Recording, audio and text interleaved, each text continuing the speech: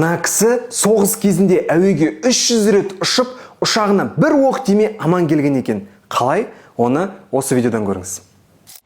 Сонан әлі самолетқа келдім.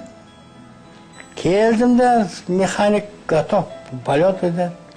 Механик мені парашют кигізеді. Механик.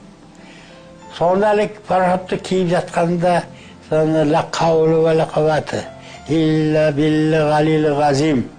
Маша Алла кана ва мәлім яшаклам якун алиманым иқрарым ва тасдиқын бил қалб бимажабихи мин индиллахи Muhammad Rasulullah sallallahu aleyhi ve sellem деп.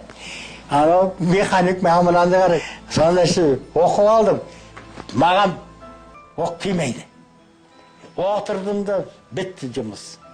Сол 300 рет, 305 рет соны оқыдым. Соның құдіреті болды ғой сонда.